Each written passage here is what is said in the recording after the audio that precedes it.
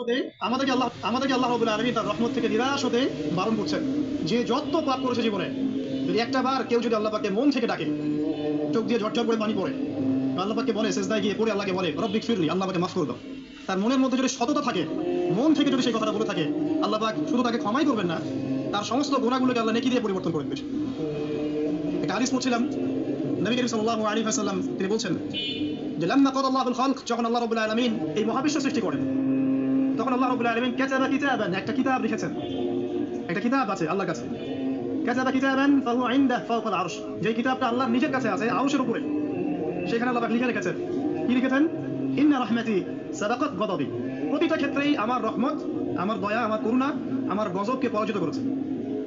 মানে আল্লাহ রাব্বুল আলামিনের গজব এর উপরে আল্লাহ পাকের রহমত অবস্থান করছে। জীবনের কোনো ক্ষেত্রে হতাশ হওয়ার কোনো সুযোগ নেই। আজকে পারিবারিক ভাঙন বলেন, ব্যক্তি পর্যায়ে আত্মিক ধ্বংসই বলেন, সমাজের বিপর্যয় বলেন, যাই বলেন, পিছনে একটা বড় কারণ আছে। সেটা হলো আল্লাহ থেকে দূরে থাকা মানুষ, আল্লাহ থেকে হতাশ হয়ে যাওয়া। আর এই কাজটা শয়তান করিয়েছে মানুষকে আল্লাহ থেকে দূরে সরানোর জন্য। কিন্তু আল্লাহ রাব্বুল আলামিনের কাছে কেউ যদি যেতে চায়, মন থেকে যদি আল্লাহকে একটা বারও ডাকে, আল্লাহ তবে এক ডাকের মাধ্যমেও তার গুনাহ মাফ করতে পারে। দুজন ব্যক্তির ঘটনা পড়লাম। একজন ব্যক্তি প্রচন্ড রকম আবেদ, প্রচুর ইবাদত করে। আপনারা জানেন ইবলিসও কিন্তু আবেদ ছিল, ইবলিস কিন্তু প্রচুর ইবাদত করেছে। এখন ওই ব্যক্তির একজন বন্ধু ছিল, এটা বানু ইসরাঈলের ঘটনা। তো সেই বন্ধু পাপী ছিল, বিভিন্ন কবিরা গুনাহ করতো। আর এই আবেদ ব্যক্তি বারবার তাকে নসিহত করতো, গুনাহ ছেড়ে দাও, তুমি পাপ করছো, গুনাহ ছেড়ে দাও। তখন সেই ব্যক্তি যে পাপ করছে সে বলতো যে আল্লাহ কি তোমাকে আমার রক্ষক বানিয়েছেন? আল্লাহ কি তোমাকে আমার উপর দারোগা বানিয়েছেন? আমাকে আল্লাহর হাতে ছেড়ে দাও, আমাকে নসিহত করতে এসো না।